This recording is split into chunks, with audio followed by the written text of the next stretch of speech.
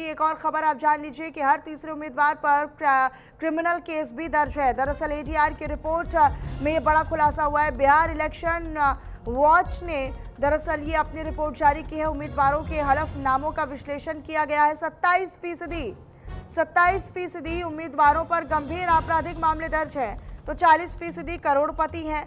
बिहार विधानसभा चुनाव 2025 के पहले फेज के उम्मीदवारों पर एसोसिएशन फॉर डेमोक्रेटिक रिफॉर्म्स, जिसे एडीआर कहा जाता है, और बिहार इलेक्शन वॉच ने अपनी रिपोर्ट जारी कर दी है। और इस रिपोर्ट में उम्मीदवारों के हलफनामों का विश्लेषण किया गया और कई चौंकाने वाले फैक्ट्स और तथ्य सामने आए हैं।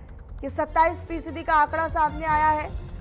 करोड़पति भी काफी उम्मीदवार हैं और ऐसे उम्मीदवार हैं जिन पर कई गंभीर आपराधिक मामले दर्ज हैं। तो बिहार से जुड़ी हुई ये खबर है। हर तीसरे उम्मीदवार पर क्रिमिनल केस है। उम्मीदवारों के हलफनामों से ये स्पष्ट हुआ है। नील कमल लगातार मेरे सहयोगी जुड़े हुए हैं। 27% उम्मीदवारों पर क्रिमिनल रिकॉर्ड्स हैं। नील कमल,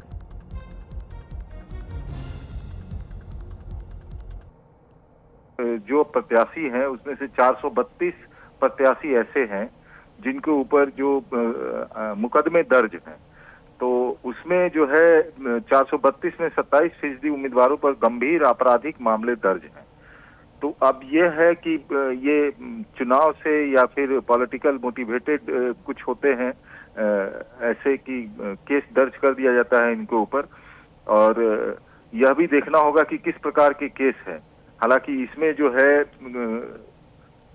बीजेपी के जो है 22 उम्मीदवार ऐसे हैं जिनके ऊपर आपराधिक मामले दर्ज हैं। आरजेडी के करीब 42 उम्मीदवार ऐसे हैं जिनके ऊपर आपराधिक मामले दर्ज हैं।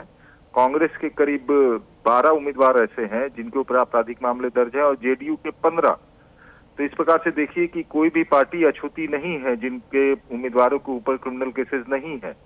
अब ये पॉलिटिकल मोटिवेटेड केसेस है या किस तरह का केसेस है यह भी देखना होगा, लेकिन ये तो बात तय है कि अब एक उदाहरण के समय से समझा जा सकता है कि अगर मान लीजिए कि रेलवे लाइन पे कोई नेता अगर प्रोटेस्ट करता है तो वहां पर क्रिमिनल धारा ही उनके ऊपर लगती है, रेलवे प्रोटेक्शन एक्ट की। तो इस तरह के भी आपराधिक मामले दर्ज होते हैं। इसमें देखना पड़ेगा किस नेता के ऊपर, किस उम्मीदवार के ऊपर किस तरह के मामले दर्ज हैं, लेकिन अपराधी भी उम्मीदवार हैं, यह भी तय है कि हर पार्टियों ने।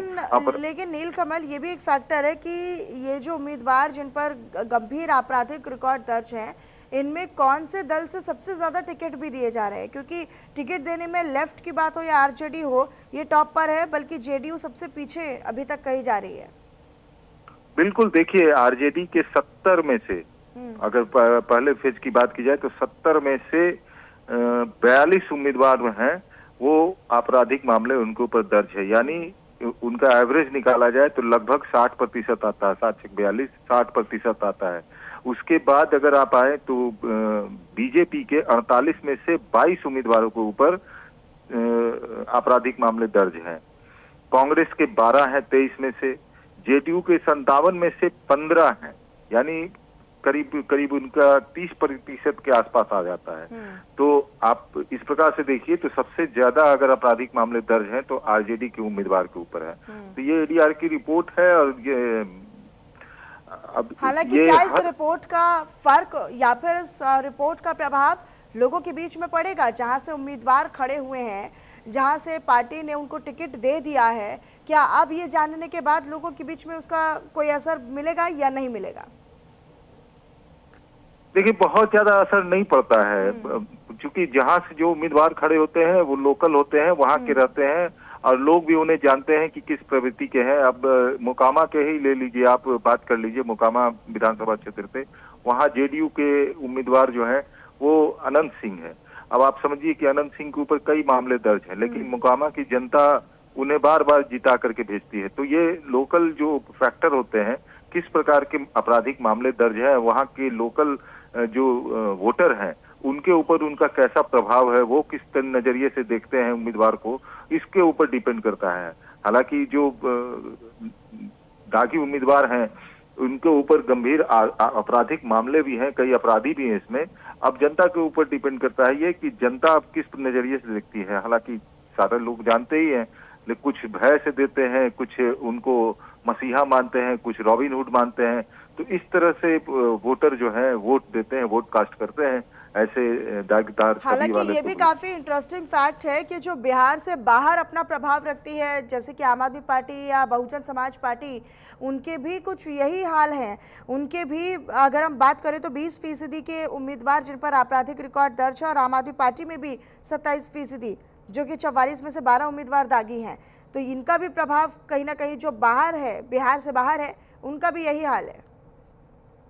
बिल्कुल, देखिए अब पिछले अगर 20-25 साल की बात करें तो राजनीति का अपराधीकरण जिस प्रकार से हुआ था, जिस प्रकार से अपराधियों को राजनीति में लाया गया था, हाँ। तो उसके बाद से ये ट्रेंड चला है कि आपराधिक जो बाहुबली होते हैं, जिनका क्षेत्र में अपना दमखम होता है, वो वहां के जनता को मोटिवेट कर सकते हैं, तो वैसे लोगों का फायदा राजनीतिक दलों ने उठाना शुरू किया था और ये ट्रेंड चलता चलता चला गया।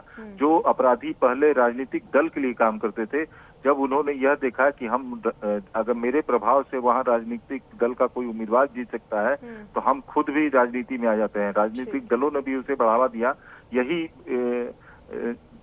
यही रहा कि अब अपराधी भी आपको राजनीति में नजर आने लगे हैं।